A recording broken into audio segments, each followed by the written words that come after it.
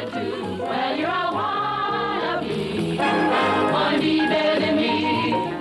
Jigaboos and wannabes, light-skinned versus dark-skinned blacks. It's the sensitive issue brought up in Spike Lee's new movie, School Days. We'll talk about the internal discrimination in the black community today on Time Out. Stand on high, can't you? It's Time Out with Bill Boggs. Well, I welcome you, everybody, and let's face it, this is a sensitive issue, and all discrimination, no matter where it comes from, is bad. But let's try to find out more about the subject. According to sociologists, for a long time, and the latest Spike Lee movie, a form of prejudice exists in the black community based on skin color. Now, with me right now, I have two black women. Tanya, right, you are obviously a light-skinned black, right? You go to the University of Pennsylvania. How old are you? I'm 20. 20. At this point in your life, what kind of, if any, prejudice have you experienced from the black community because of your skin tone? Well, I received experienced some hostility and resentment from dark-skinned black women because I was light-skinned. How does it manifest itself? What do you hear? Well, it begins when I walk down the street with my boyfriend who is black. I receive a lot of evil looks and stares with him, and I think a lot of them think that I am white, and they don't appreciate that.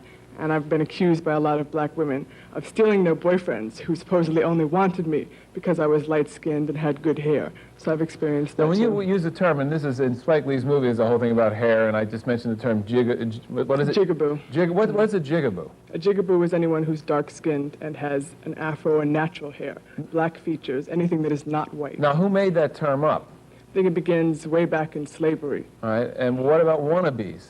Wannabes are, that term comes from wannabe white, and that's light-skinned black people with good hair and good features, features that are predominantly white features. Which category are you in? I would be a wannabe. You would be a wannabe based on the way you look, or Right. what about your attitude? I identify more with, I'm interracial, and I identify more with my black heritage than with my white heritage. But because of the way I look, I would be termed as a wannabe. All right, now just stay right there, Tanya. Also with us, we have Pam. Hi, Pam. Hi, how are you? You are obviously a darker-skinned black woman. I have the same question for you. What kind of, if any, prejudice have you experienced within the black community based on your skin tone? Well, as a black canvasser, last summer I met most of my resistance from lighter-skinned black people when I went to their doors. More or less they asked, or they looked at you like, well, what are you doing here? And it was a really bad attitude, and I think that's where a lot of my problems came going to those doors. To the lighter-skinned black people? Yes. Okay. All right, now, so you'll be with us for the entire show. Let me move on and introduce you to some of our guests, right? This is Lisa Jones. Lisa Jones, together with Spike Lee, co-authored the book Uplift the Race, The Construction of School Days. Now, this is a book about the making of the movie, and so I guess the question, Lisa, is why was it important for this to be a component of a Spike Lee film? It's not the only thing the movie's about, but why is this an important component of the film? Well, I think for Spike, because it's a question that elders in our community always say, you know, keep in the closet, that for him it was, you know, an ideal subject because it was controversial. To bring it out of the closet? What about those people who are saying, all Spike Lee did is take a private subject out, it's like airing the black community's dirty linen in public. We don't need this. Valid point? I think that's all the more reason that we do need it, because it is in the closet, and we need to talk about it. I mean, you don't keep your dirty laundry in the closet, or else it, you know, stinks up the closet. All right, also with us is Edward Lawson. Now, you may remember this gentleman as the California Walkman in the mid-'70s. He enjoyed walking the wealthy streets of San Diego, and there in a matter of 22 months, he was stopped by the police 15 times just for walking around. When they asked him to produce his ID, he refused, and he was arrested. That led to a lawsuit which ended with the Supreme Court striking down the California law that required people to produce proper identification when they're simply walking down the streets. And he now heads an organization called ProPer, Inc. to help people represent themselves in the law and the media. Now, Edward, you've made a statement that you feel that this form of discrimination we're talking about right now based on skin color is, we'll say, more in the closet than incest in the black community. That's a big statement. Well, I think that is perhaps agreeing with you, a big statement. I think also it is a true statement. Let me go on to make this observation also. In responding to your initial notion about discrimination between blacks who are That was dark... my question about that, whether or not it exists. Question, dealing with discrimination, light-skinned blacks versus dark-skinned blacks.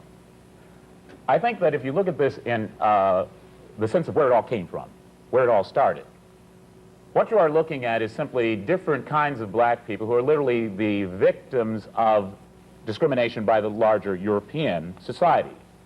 If you go back to all of our origins, all of those of us who are black, whether you're light-skinned or dark-skinned, you're talking about slavery, which is a very interesting thing, because if you deal with much of the bourgeois black community right now, you find there's this sort of calculated program to deny the fact that we originated from slavery, to deny the fact that probably the most pervasive factor in black Americans today is slavery. I talked to my grandfather talked to slaves. Slavery is not something that happened 1,000 years ago. It's a very crucial element of today's black society. The thing that is important to understand is that the institution of slavery did not simply take somebody from Africa and 3 minutes later you were employed as a slave. The institution of slavery was a form of brainwashing that took years and years and years to make a slave. And one of the things that the Europeans taught them was to hate what you were, or to assume that the more of yourself that you were, the lesser you were as a human being. And the other thing that the Europeans taught them was that if you were European, you were right, you were God, you were better. Therefore, the more European in you, the better human being that you are. So what you see today in the black community, in the movie that Spike Lee has just dealt with, is the residual component of slavery. Those of us who are black and are European simply discriminating against those of us who are black and black. Extremely articulate point. I thank you, and we'll be hearing obviously from more of you from later in the show. Also with us today is Mickey Garth Taylor. She is the beauty and the cover editor of this magazine. This is Essence Magazine. This is a black woman's magazine. Mickey, it's your job to choose basically who represents the concept of black beauty. Do you have a preference in skin tone? We do, in the fact that we get them all. Our covers must mirror our readers, and so we look to light-skinned women with straight hair. We look to dark-skinned women with natural hair. We look to women with full and flowery features. We look to women with keen features, and they may also have kinky hair. It's a job that we embraced 12 months a year to mirror that reader on our cover. All right, so you say you go in all directions. I'll see whether or not some of your readers agree. Also with us is Dr. Robert Millett. He is head of the sociology department at Lincoln University, and your doctoral thesis, in a way, and dealt with this subject. Give us your opinion of how operative is this form of prejudice in the black community today, blacks against blacks. I think that in order for me to respond to you and to respond to you well, I think we need to take a look at not necessarily what goes on a daily basis in the black community. But I think, and I hope that this forum today is going to address that. It's also going to take a very close look, a very hard look at what goes on in the white community. Well, I guess we can't, we're trying to separate it, but I suppose it is difficult to separate. Very You know what difficult. I'd like to do? Because this is, I know what evolved, we had a promo that we had to pull off the air yesterday when we were just simply, when I was saying on a promo, blacks versus black, a question of discrimination in the black community. We got so many calls that literally we had to take the thing off the air. So I know I'm dealing with a volatile subject. I want to go back to the audience just for a little while here and just get some of their reactions to it. Well, let me make this point. It's interesting. There was a lack of courage on your part in taking the promo off the air. What you were probably hearing is from those of us who are black and who have a sense of guilt. Those of us who are black and would rather have this issue stay in the closet because either one, we have perpetuated it, or two, we have profited by it. So I think that it is to be said very clearly from the fact that you got so many people who cried out in pain of guilt that it's obviously an issue that is there. Well, the fact we didn't cancel the show, we're going to talk about it right now. I'm going to go to maybe a couple of older black people in the audience, if that's okay. Hi.